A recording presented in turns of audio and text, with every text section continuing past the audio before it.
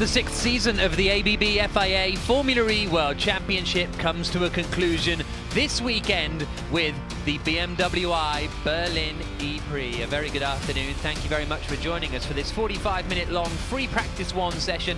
Our first indication perhaps of the competitive order and what we can expect to see over the course of the weekend. A race coming up tomorrow, a race coming up on Sunday in the reverse order around the track, or the reverse direction I should say, around the track. And we're back at Tempelhof where the championship finished last season. This historic, iconic airport just south of the city centre of Berlin is going to play host to the title decider. Nick de Vries is the man leading the championship at the moment. Jean-Eric Vergne is one of the 18 drivers that is in contention. Alexander Sims with a very, very slim outside chance of wrapping up the championship. Antonio Felix da Costa won his world championship here last year, or his championship here last year. He's looking to win a world championship here this year. Alex Lynn pulled himself into contention after a win in London last time out. And these are how the championship standings look. At the top is Nick de Vries. He's 6 points clear of Robin Freitz, the two Dutchmen at the top.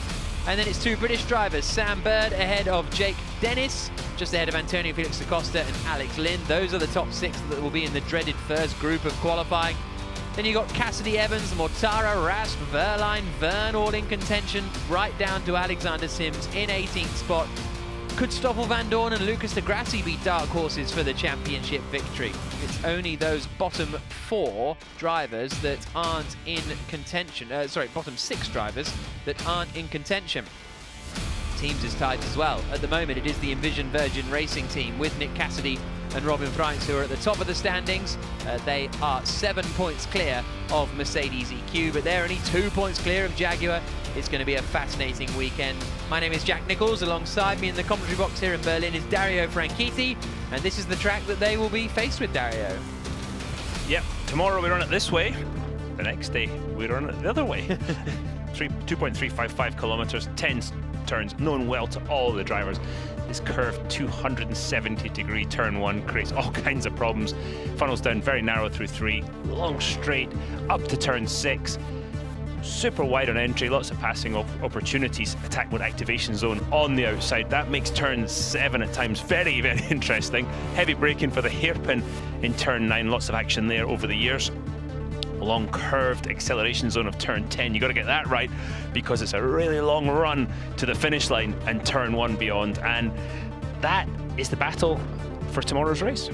Hashtag Berlin E-Prix if you want to get in touch over the course of the weekend. A very pleasant evening in Berlin. A very warm, yeah, it's 2 minutes to 5. It's sort of evening. Very warm, and I think it's expected to be a little cooler tomorrow, which might make it a little unrepresentative.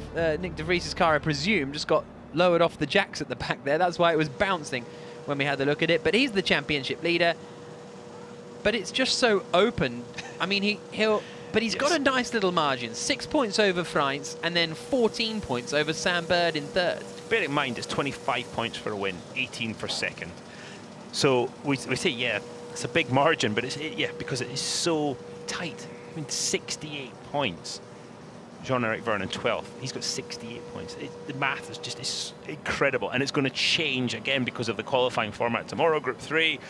I think the guys in Group 3, Vandoorne, de Grassi, Gunter Roland, Lotterer, Sims, I mean, those are all potential pole sitters.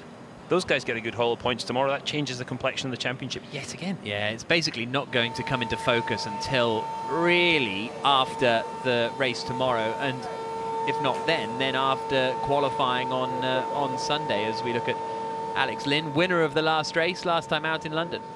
I mean, he was 15th leading into London, yeah. A third and a first, and he's all of a sudden he's 6 in the points. He's in championship contention. There's a new funky helmet for Eduardo Mortara.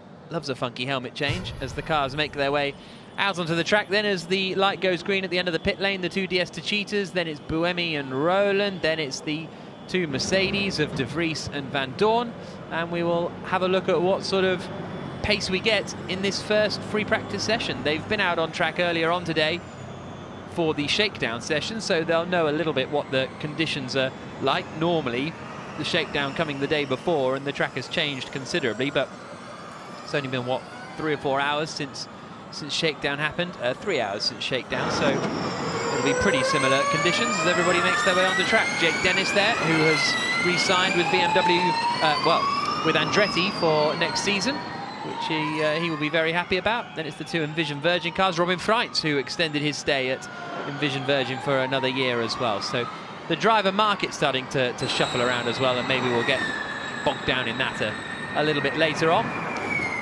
Yeah, so shakedown earlier, that just allows the teams to make sure all the systems are working, the steering wheel's straight, the pedals feel okay, the brakes don't need lead. There's all those kind of little things. Mitch Evans stopped actually out on track in shakedown, as you see one of the BMWs going through the attack mode activation zone. But yeah, that's the really good thing about shakedown. Now the drivers, they don't have to come in the pits now to check stuff. They just get straight out on with the run plan, because it's going to be a busy 45 minutes for all the teams. Big wide circuit in Berlin. A few pinch points around the circuit. Turns 1, turns 9. Don't get a huge amount of overtaking into this final corner here, but there was some last year. We did so many races here last year that there were overtakes at every corner, I think. Yeah, I think by the end of it, in the second race in this direction, people had figured out there was a pass to be made in turn 10. There was some, I think, more aggressive passes. We didn't see many passes into 10 without contact. That man, Antonio Felix da Costa, 5th in the points right now, but this is where he made his championship fight last year, didn't he? Just when he showed up in Berlin, he was able to qualify so well and just drive away from the field on a number of occasions, and that one in the Formula E Championship. I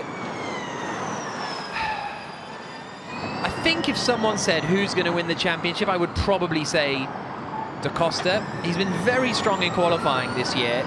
He may well just drop out of Group 1 tomorrow, and then if he's in Group 2 on Sunday and within sort of touching distance at the top of the championship, he's got a real shot, but attention all teams, just impossible to know. This is race control. Full course yellow in 5, 4, 3, 2, 1. Full course yellow, full course yellow. Scott Elkins, the race director, deploying a full course yellow just as a practice for all the officials and marshals and drivers and teams and everybody really, just to get used to it. And hopefully we won't see too many over the course of the weekend, because it is that sort of, it's not that, again, famous last words, but London was tight and twisty, and so many tracks are tight and twisty that full course yellows are almost inevitable, but very rarely get a safety car in Berlin. I think it depends on the size of the bits of the car that are left after some of the contact, because there will be contact. This is going to be, you know, there's a World Championship on the line, and we've talked about how close it is. People are going to give absolutely no quarter. As they say in NASCAR, they're not going to be giving, they're going to be taking a lot of the space on the track, pushing and shoving. Okay, full course yellow ending in 5, 4, 3, 2, 1. Green flag, green flag. So full course yellow ends, everybody gets back up to speed. No lap times as of yet, and we won't really be focusing on the lap times over the course of this session until the sort of end of it, as the Mahindra and the Dragon go side by side down to the first corner. That is Lynn going past Sergio Sede Camera.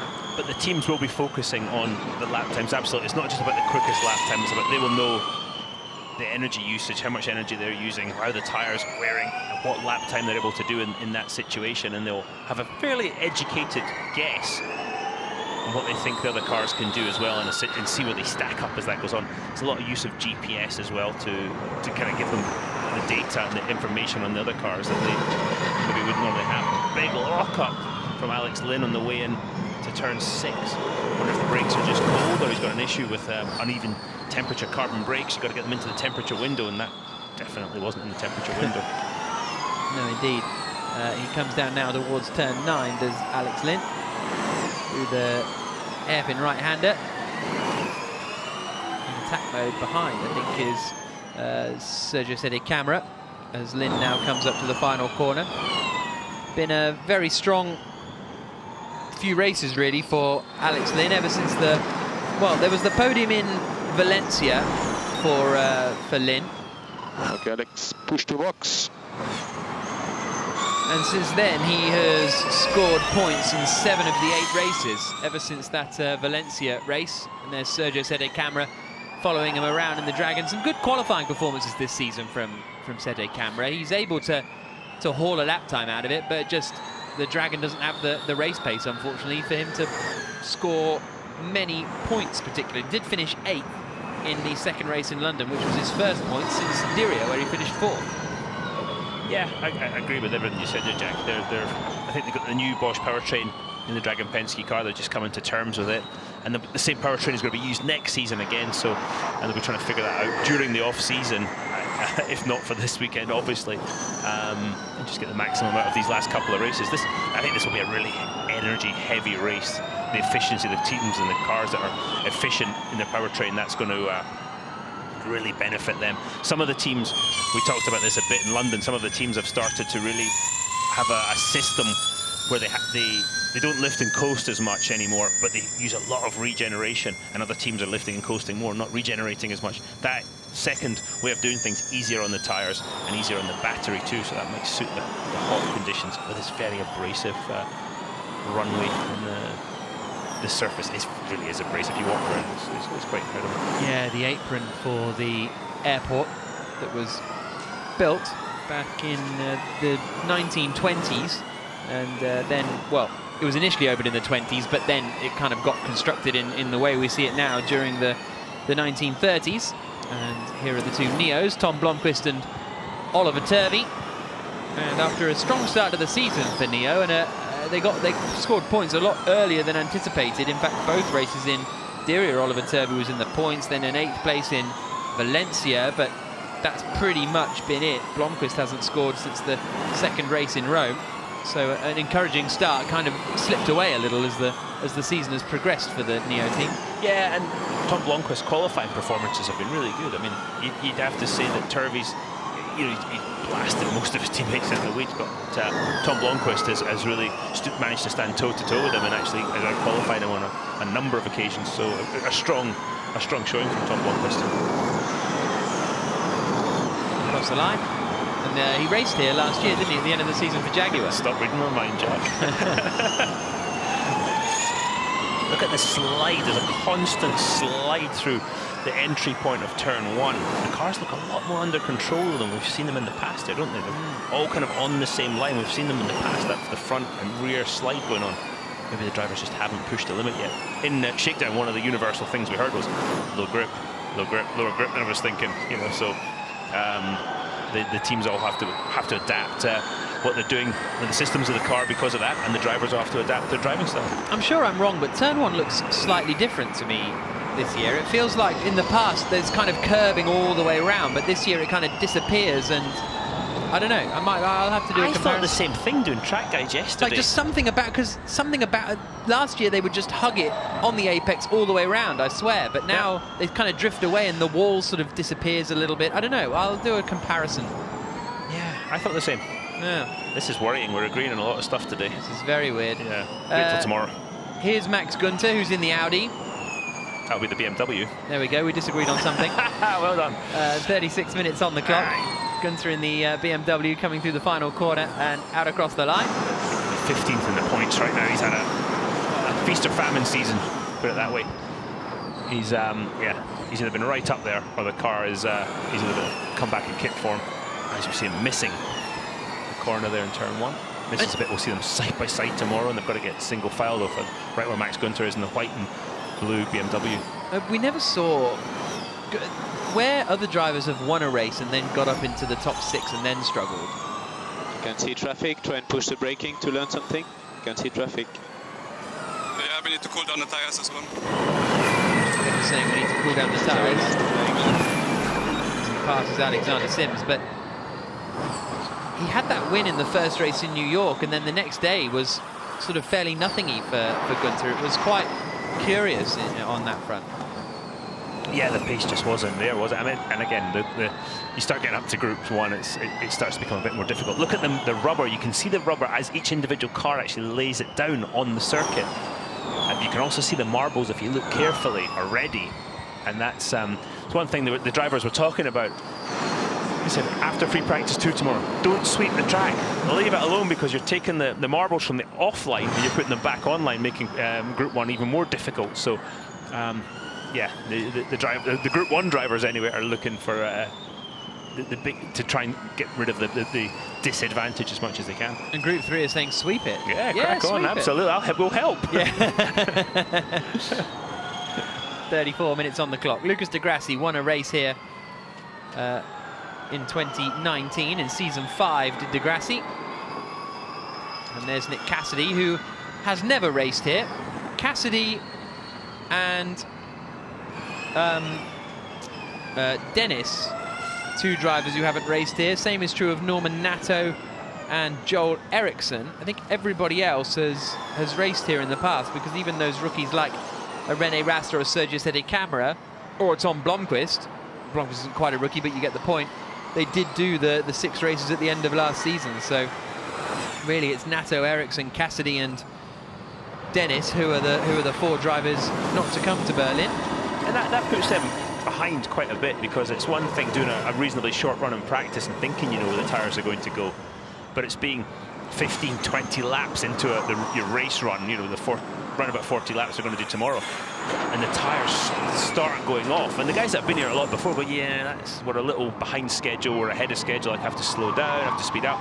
As Antonio da Costa locks up the inside front, quite major lock up there, but yeah, so that's where the experience really counts. Da Costa returns to the pits. Verne comes around the final corner at turn 10. Top 4, as you can see, separated by less than a 1/10 of a second at the moment, but still only in the low 1:09s. Would expect those lap times to come down a bit more. Yeah, full power. Yeah. Yeah. Race pace, that's not too bad. Lynn has been through attack mode, but I don't think his lap was set in attack mode. Jake Dennis's wasn't, as he comes through now to go second quickest. Here's Rene Rast, one of 4 German drivers in the field, along with Max Günther, Andre Lotter and Pascal Wehrlein. We have 5 cars in a 1/10 of a second so far, top 5. On board with Rene Rast through turn 3. Yeah, the chirping actually of the motor there. I wonder if, let's hear if it does that again. What are they up to? It sounds a bit, are we saying that sounds a bit sort of, not traction control-y, but it's that kind of vibe, isn't it? Yeah. We're out behind, our commentary booth is behind the Audi garage. I wonder if we could have a little word. And that's the point where the Audi guys are going, switch it off, switch it off.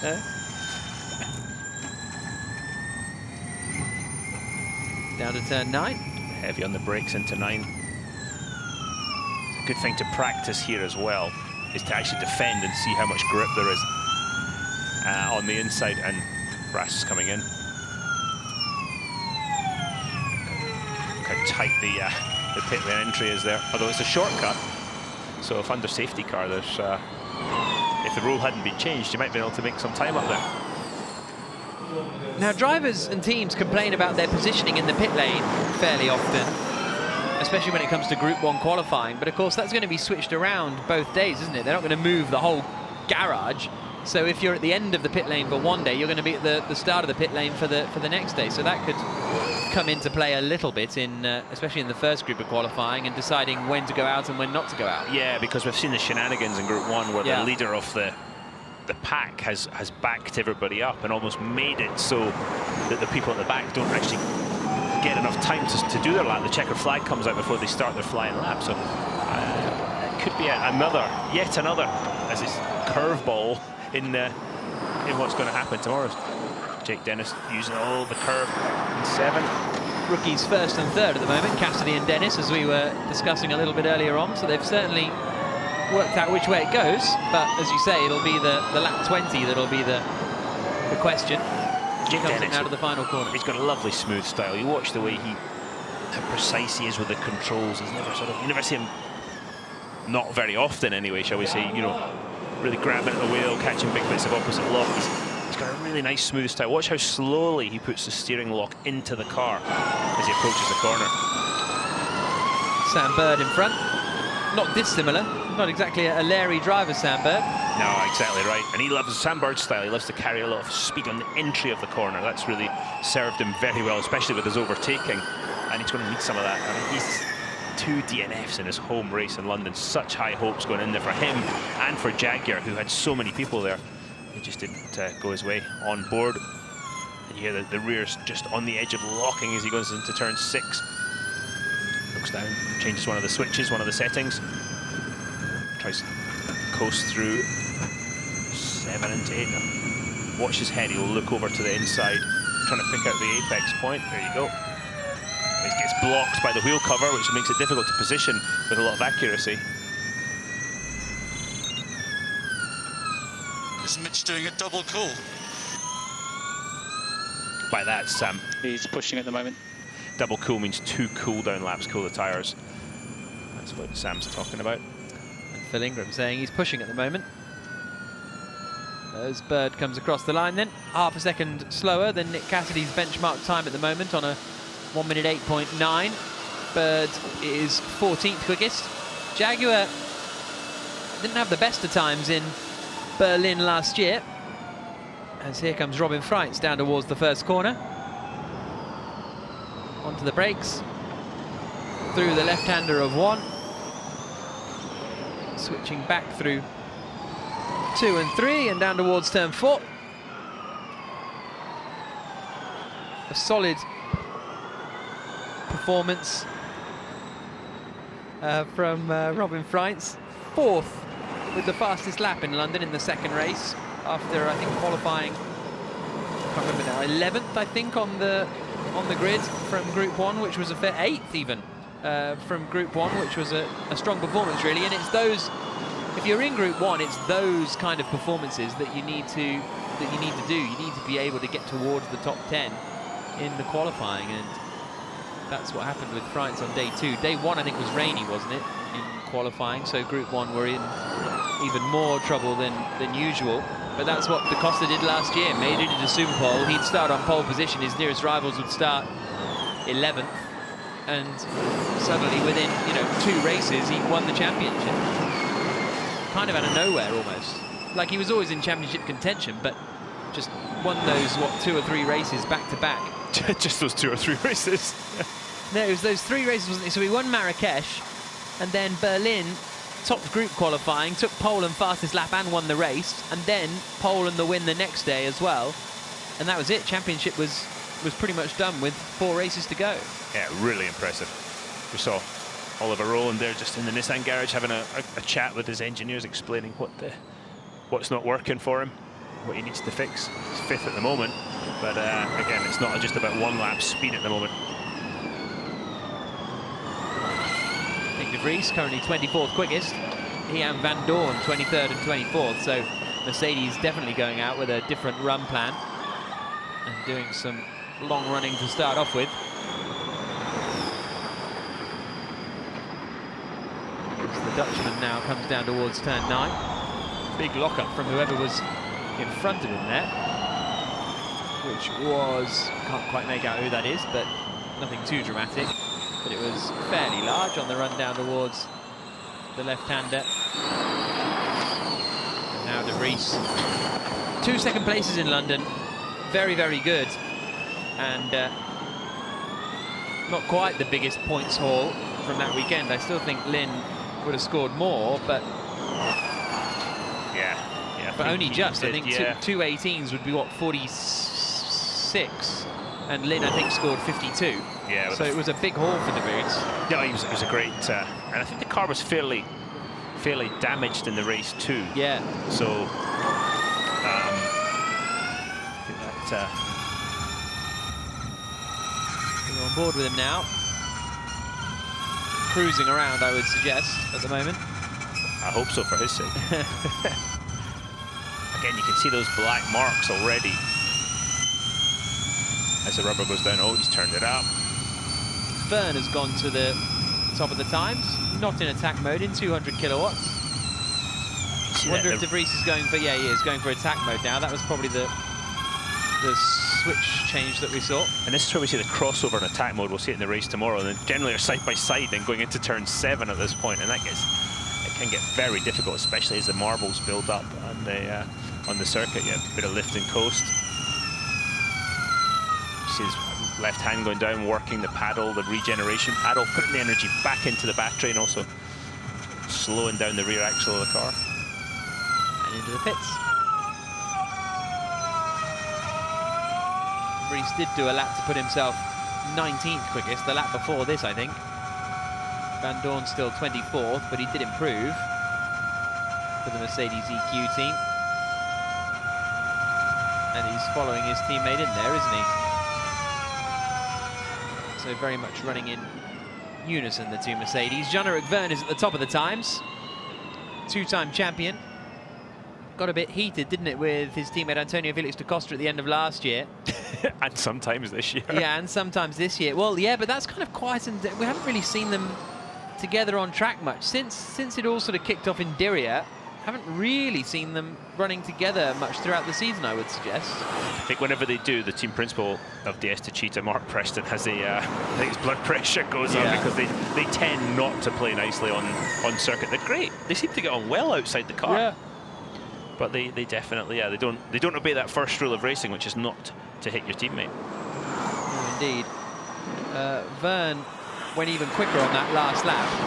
He's 1.5 seconds down after the middle sector, so he's not pushing on this lap. But Buemi now goes to the top of the times in the Nissan Edams car. But yeah, Vergne putting in some quick laps at the moment, and maybe just doing well, it's a bit quick to be a cool down lap, really, isn't it? Yeah, it's good to see Buemi at the top of the times. I mean, he's 20th in the points at the moment. Even those days when he's having a good performance, it's something, you know, it's the cartoon anvil falls out of the sky, doesn't it? And takes him out. So, yeah, he needs a couple of good finishes just to finish the season strongly for him and the Nissan team. Yeah, very strange year for Buemi. Very strange indeed.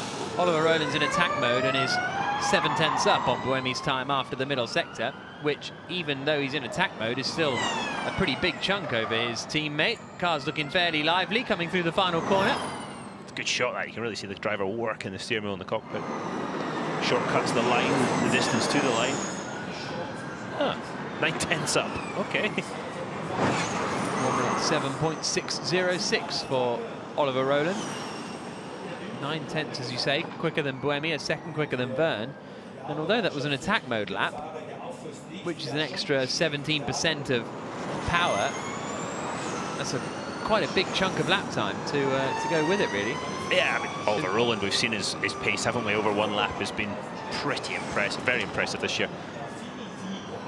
Andre Lotterer in the Porsche, he's, again, another one, had a pretty tough season, 17th in the points, and race 2 in London, he didn't do himself any favours with Antonio Felix da Costa fan club, did he? They got together, it looked like he drove Antonio into the wall, maybe over-defended a bit, probably didn't realise how close Antonio was, and Antonio was not a happy guy afterwards. Retained for next year, Lotterer. He and Pascal Wehrlein together at Porsche for season 8 of the ABB FIA Formula E World Championship, so they'll try and build on their performances from this year. It's an interesting one because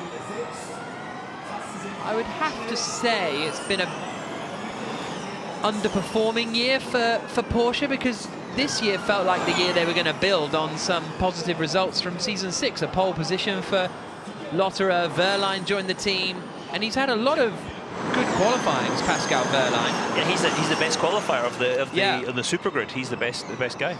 But they've been really strong. You know, there's been front row in Diriyah, third in Rome, pole in Puebla, second in Puebla, and then a fourth. But Jack, add on 25 points that he lost in Mexico from that ridiculous disqualification. Yeah. And he's leading the championship. It's true. I mean, so is it? I don't know. I mean, that was, yeah, to me that was a fantastic performance, and that puts him right up in the championship. And then you could say, oh well, he would have been in Group 1, whatever. But he's definitely been in the fight all season, I think, Pascal Wehrlein. 20.5 minutes to go. Oliver Turvey, the Neo, coming down into the hairpin. Turvey is currently 17th quickest. His teammate Blomqvist goes up into 15th place, so let's see if Turvey improves on this lap. Out now towards the line. Sorry, Chuck, you can see the steering is just chasing the rear of the car all the way out of that corner, and that problem is only going to get worse as the race goes on. Still got a number 3 on the top of his helmet, Oliver Turvey. If you it's just gone out of shot now, but sometimes you can see it. He hasn't got a new lid since he was number 3, and now he's number 8. He's number 3 the last few years. Yeah, I thought you would. No. Well, no, in fact, I think it was a few years ago now he was number 3. When was he number 3? Maybe it's a luck thing. Yeah, maybe. Who knows? Was it obviously Neo 333? I don't know. How often would you get a new helmet? when I was a kid, about every 3 years. Yeah. And then when I started giving them, it was one every race. Really? And you won every race? You've seen my I Love Me room. Well, yeah, no, I know, but like... And I've swapped. You raced for a long time, you know? What are you trying to say? Yeah. I go through about... Yeah, one every couple of races. That was probably the... Wow. Until the carbon helmets came out, and they were so expensive to produce. Yeah. The carbon shelled helmets, that it was a lot less by that point. It was probably one every 3 races, I think it was at that point. How? Yeah. Is that quite a lot? That feels like a... I'm not criticising, but... No, I mean... Was everyone doing that? How to put it? Those, like... Oh, okay, they wanted to give you helmets. Like Scott, the leading guys in the championship in IndyCar would do that, absolutely. And right. The guys in F1 do... Whoa, big lockup from Pascal Wehrlein. I'm changing the subject here. It's getting awkward. Here comes Wehrlein. Now down towards turn 4. Wehrlein's got such an assertive style, hasn't he? The way he changes direction with the car, he really flicks the car into the corner, and he has that. You know, when you talk about Jake Dennis having that very smooth style that maybe an Alex Lynn's got too, Wehrlein just points the car in very aggressively. And again, it works for him, but I think it would require a different setup. He always... It's not an odd seating position for Wehrlein, but he always looks quite... I don't know if he's sort of looking down almost. Yeah, he sort of hunches a bit. I think it's a lot to do with at what point your head's comfortable. Because a lot of people would sit with their head quite far back. The Will Power, he almost looks like he's looking at the sky. Yeah. Whereas Pascal Wehrlein, I would sit more like Pascal with my head pushed forward a bit. And go for one more push, Go for one more push. One more push is the message to Wehrlein. No, I notice myself, even when I'm sitting watching telly, genuinely at home, I usually have my head down and I'm looking out the top of my eyes almost. So yeah, maybe that's just terrible posture. It could be. Basically. Yeah, see Wehrlein chasing the rear of the car into one again. I've had to train myself not to do that a bit with the posture. Really? Oh, look at the suspension work in the right front of the Mahindra of Alex Lynn. Great shot. I love the slow-mo. It just shows the language of the car, what the driver's doing so much. Blomqvist. Stoffel. That's Nick Debris. Sorry, missing the apex a wee bit. A later apex for Lucas Di Grassi. Look at him unwinding the lock. What's he going to do next year? Well, that's in fact, Hans just said on hashtag Berlin E-Prix, what will happen with the BMW and Audi drivers next season. I remember Rene Rast, Gunter's in attack mode, so he's one of the people that this applies to. But when Rene Rast was asked, you know, did you know Audi were leaving when you joined the championship? He said, well, no, obviously not. I thought I was signing up for like a multi-year campaign, but alas not. But Rast is still contracted to Audi, and he will follow them into sports car racing. But Lucas Di Grassi said, I want to keep racing, you know, electric racing. I want to keep doing Formula E. That's where I am now. That's my, you know, that's where I see my future. So it'll be interesting to see what he does. Max Gunter on a proper lap here, absolutely throwing the car through turns 7 and 8. Nice and neat, though, out of 8. Back to the throttle. You can see the back just having a little flick as he got to maximum torque. Again, watch his hands back to the right all the time into that left-hander, just catching the slide on entry. So Gunter goes quickest, a 1 minute 7.362, a 10th quicker than Norman Nato, and now a quarter of a second clear of Oliver Turvey. And here's a look at that lovely slide again through 7. Look how much the BMW rolls over. It does tend to roll. We'll see this on board. Let's see how much opposite locking it catches, if anything. Just a wee bit. Fully under control, Max Gunter. Roger Griffiths, the team principal of the BMW squad.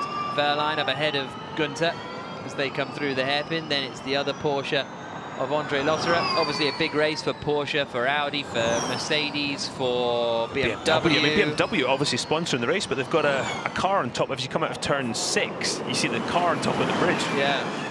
Well, it is the BMW I and Andretti E-Prix, BMW I Berlin E-Prix. France is in attack mode then, and his teammate Nick Cassidy just gets out of the way. I really think 1 and 2, they're just a little, because they're going a lot shallower into 2 as well, I think. I don't know. Just something feels a bit different. Yeah.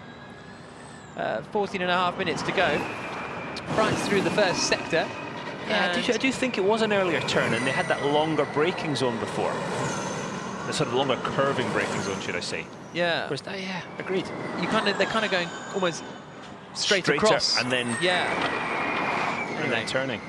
14. Now I'll have a look on the internet after this. The internet. Yeah. Freit staying through the middle sector, 3 or 4 tenths down on Gunter's time at the top of the times. And Freit's now up to the final corner.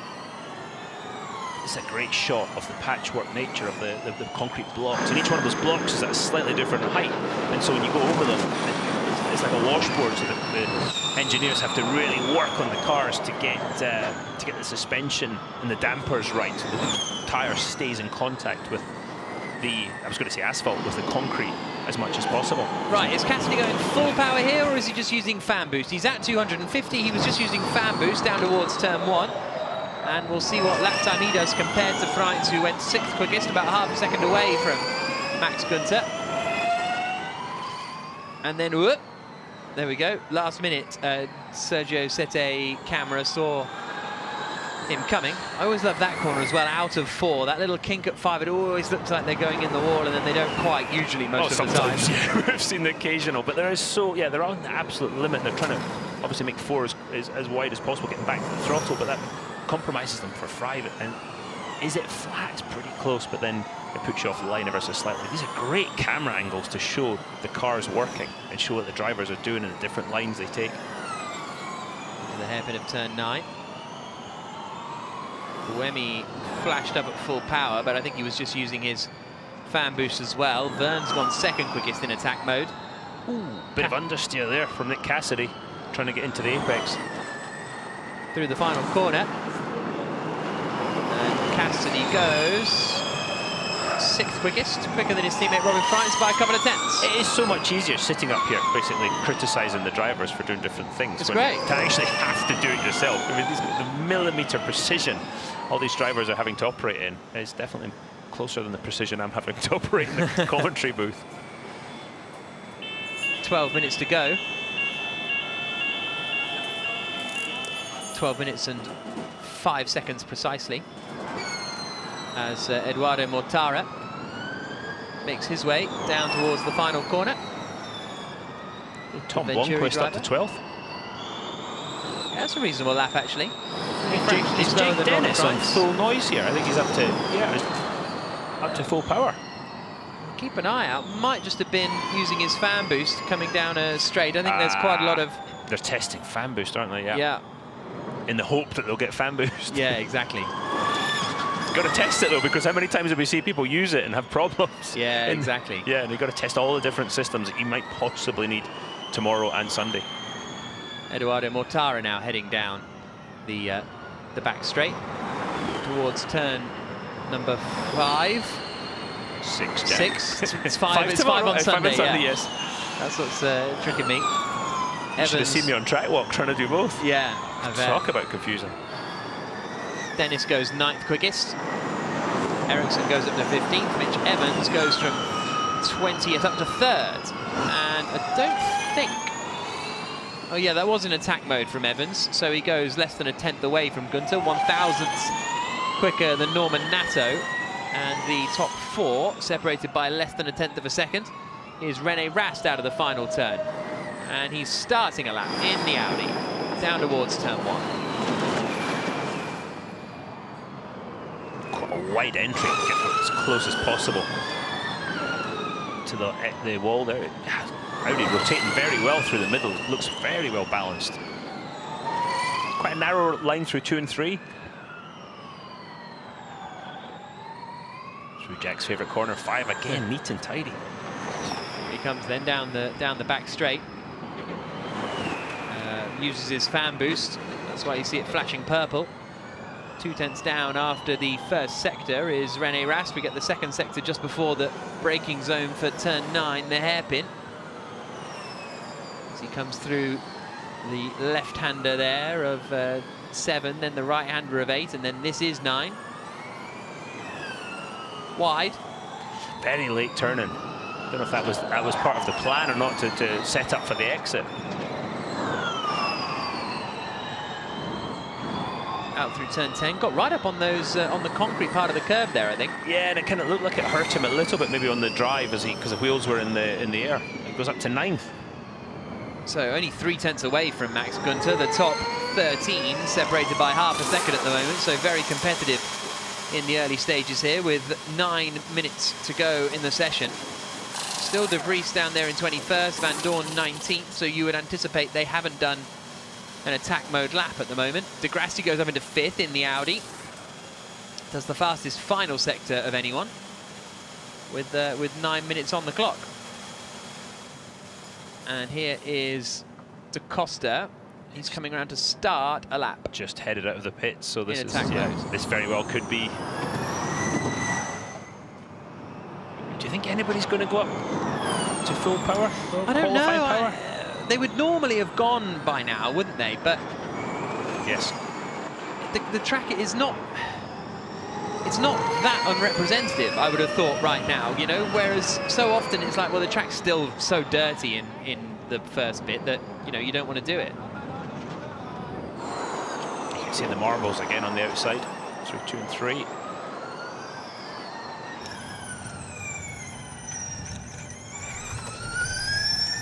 On board with the heads-up display now with Da Costa, 23rd quickest at the moment. Yeah, he's at full power. Is he doing fan boost though? Let's see. Yeah. We'll see the next time he goes back to the throttle. Yeah, he's done a fan boost test. Hear the bumps as he brakes, right where you don't want those bumps in turn 6. Nicely through there though, very good. Günther, I think is, well, we'll see. He might be on full power, full stop, Max Günther. Keep an eye on it. He's a 10th up in sector 1. Da Costa onto the brakes now into turn 9. You see the traffic ahead of him. At this point, you're just saying, come on, get out of my way, either go or get out of my way. And it looks like it's going to the pits. I think one of the Porsches. Yeah. Porsche pulls into the pit lane. Da Costa comes through the final corner, and his first lap on attack mode is going to jump him up the order from 23rd. How high up the order? The quickest time at the moment is a 7.3. Da Costa goes 7th, 2/10 away from Max Günther, who is on a full power lap and improves his lap time to a 1 minute 6.965. So almost half a second clear of the rest of the field on his first lap at full power, Max Günther. Oh, it's close already, isn't it? Yeah. And he's still in full power, so he'll do probably the first sector pushing again, and then come out of full power here at the end of that first sector. So they go in at in the first sector. They go in the last sector and come out in the first sector. Here's a stat I didn't know. I've just seen it from Motorsport Stats. Robin Freitz, the only driver to have completed every lap, every race lap of the season so far, all 386. I mean, again, the consistency we talked about it. Because everybody's retired a million times this season. The consistency that Robin Freitz has found has been so impressive. Yeah, did not realise that at all. So I even wrote down last night all the results by hand. Didn't pick up on that. No, I tell you what, there's a reason I'm not a maths professor. You're not the stat man, yeah. 6 minutes to go into the pits. Let's see. No, that's Günther still, isn't it? In attack mode, coming into the final corner now. De Vries is on full power, the Mercedes EQ driver, the championship leader. So we are seeing a couple of full power runs at the end of this session then. Yeah, this is so important because tomorrow, De Vries out in Group 1, championship leader. If he can get somewhere close to the top 10 in qualifying, that's really going to help his championship chances. Tomorrow's qualifying is going to be such a big lap, so important to every single person in championship contention, none more so than Nick De Vries. Oh, bit of lock up, but he got off the brakes. You saw the front right just unlock as he got off the brakes. Well, lots of people now going to full power. Yeah, getting very busy in these last 5 minutes. Another lock up for De Vries, still gets it in and is roughly on line. Comes out of the final corner. Is he going to beat Max Günther's time at the top of the order at the moment? He is not. He goes 2/10 slower overall. His teammate Stoffel Van Dorn is a little bit further back in the lap in the other Mercedes EQ. But a couple of lockups there for De Vries. A bit scruffy here and there, but 2/10 away from Günther. That could be 10th, though, by the end of the session. No, absolutely. Watch the super slow-mo little catch from De Vries as he goes back to throttle and you just correcting the slide as basically as the hands go the opposite direction of travel. That's him correcting the slide. So 4 minutes 45 seconds to go. Thank you to Dan on Twitter, who was back-to-back the two from this year and last year, and I think the wall is set back. The sort of second part of the wall is set back quite a lot further. So although they kind of do the same line, they look like they're further from the wall. Ah, good man. Yeah, the bits that count are all the same, but because the walls, So appreciate that. That's there we amazing go. work. Thank you, Dan. That stopped us Speculating more. and going mad. Hashtag Madder. Berlin E-Prix. Right, here's Jake Dennis across the line. Buemi's gone third quickest. Dennis goes quickest, a 1 minute 6.949. Yeah, but he almost caught the wall just coming across the finish line. That was as close as I've seen anybody get to the wall so far on the way into turn 1. BMW Andretti with Roger Griffiths at the helm. And he'll still be here next year. Andretti will still be here next year, as they have been since season 1. Here's Oliver Rowland. Nato's turning up to full power as well. Plenty of full power laps coming in. Rowland is just over a 10th down, well, almost 2 tenths down after the first 2 sectors. Through turn 9 in the Nissan Edams. Seems like he won't be with that team next year, if the rumours are to be believed. The fact that they gave him a big present of a model car, that might have had something to do. It was a huge model car. It's cool. Yeah. I had a couple of those from my old days. What, that big? Yeah. Look on Rowland's Instagram for that. He goes up to 6th quickest, 0.242 away from Jake Dennis. Verline in the Porsche goes 5th. Emil Lindsay not here this weekend, the team principal, because his baby is due to be born imminently. And you may think, well, wasn't that why he missed Mexico? And yes, but the situation is still the same, but much better that the baby is expected now. So best of luck to Emil and family with that. Less than 3 minutes to go. Mortara is now in full power. Vern's done a reasonable Sector 1. Lotterer has done a very good Sector 1 in the Porsche, so we'll pick up all these lap times as they come through. 2.5 minutes to go, and it is up to 2nd for Eduardo Mortara. 2 thousandths quicker than Gunter, splits the BMWs. Here comes Jean-Eric Verne. He's only 4 thousandths away after the first 2 sectors. Sorry, that's Da Costa. He goes 7th quickest. Verne is only 4 thousandths away after the first 2 sectors, so he could go towards the top of the times. Here comes Lucas de Grassi. Lottero's lost time in the middle sector. De Grassi is 2 tenths down in Sector 1. Hasn't actually done a personal best in the first sector, Lucas de Grassi, despite being on 250 kilowatts. Sort of dramatically swings the car back around after the exit of 7. Bird goes 13th, 4 tenths away.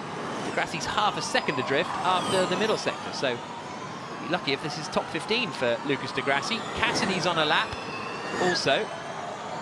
And suddenly when you look at, well, we'll see what De Vries has. De Vries done a full power? I think he has, hasn't he? Yeah, yes, he did. And it was a bit scruffy here and there, wasn't it? And he was an early adopter too. Yeah, exactly. De Grassi goes 16th.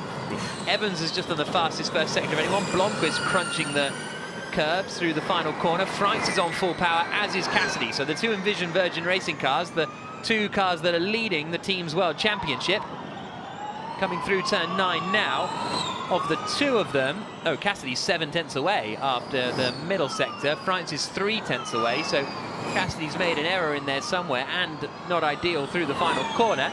Let's see where the Envision Virgin cars go. Evans is going to be there or thereabouts too in a minute. Freitz only goes 17th. Cassidy goes 18th. So an interesting split here, because suddenly BMW look demonstrably strong.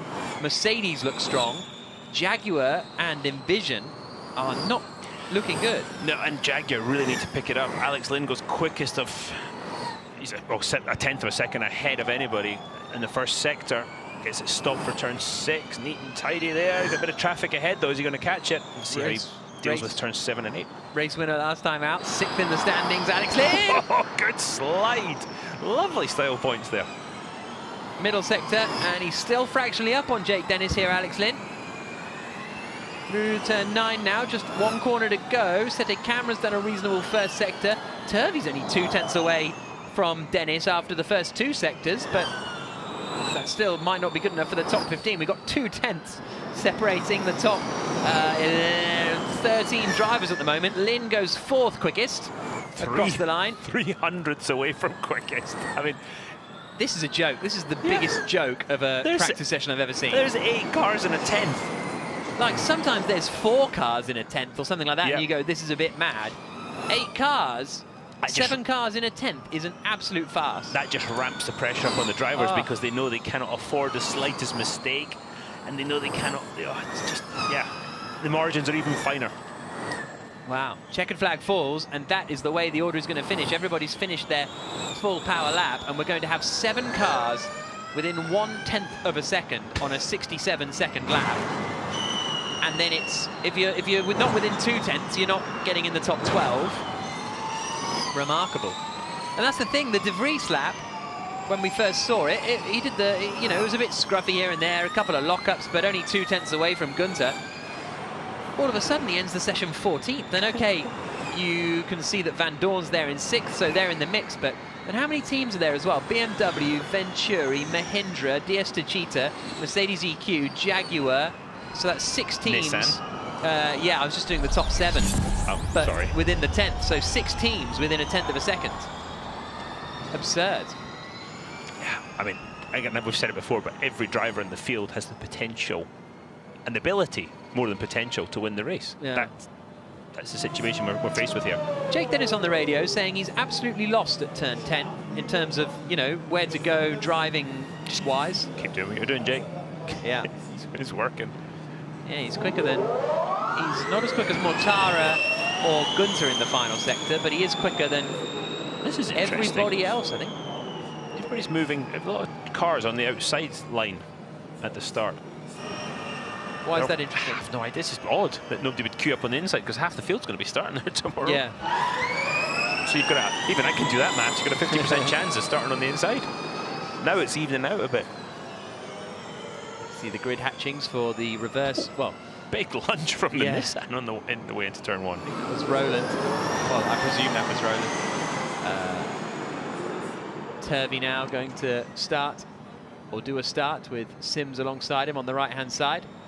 Where was it? It was last year someone did, was it Freinz and De Costa did like half a lap side by side on the going in lap after the grid start, which was a lot of fun.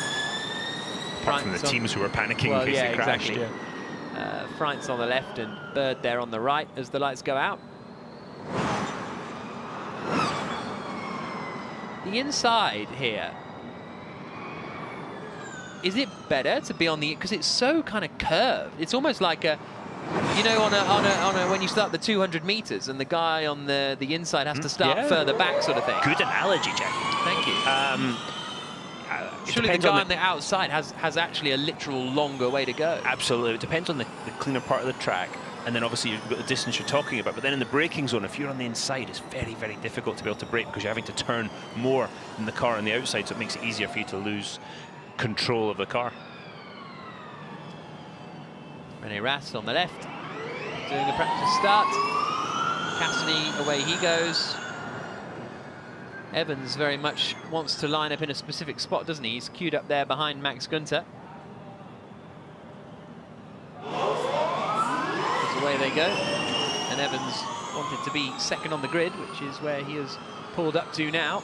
Gunter and the Venturi coming down into the first corner, but an incredibly close first free practice session comes to a conclusion here in Berlin. And there's less than a 10th of a second separating the top 7 and 6 different teams. BMW Andretti looking strong, no doubt about that. And Max Gunter won a race here last year, but after his championship challenge had sort of faded. It's Jake Dennis who's quickest. Mortara, Gunter, Lin, Vern. Dennis and Lin, the 2 drivers who are in the top 6 in the championship that are at the front, and if they can have a good qualifying performance, then that from Group 1, then that could really give them a bit of an edge. Nick De Vries 14th, he didn't look particularly comfortable, but I think Jaguar really are the... well, Evans is there actually, so ignore me. It's Envision Virgin with Freinz and Cassidy, who are a long, long way adrift down in 20th and 21st places, and they are the drivers and the team who are leading that Team's World Championship.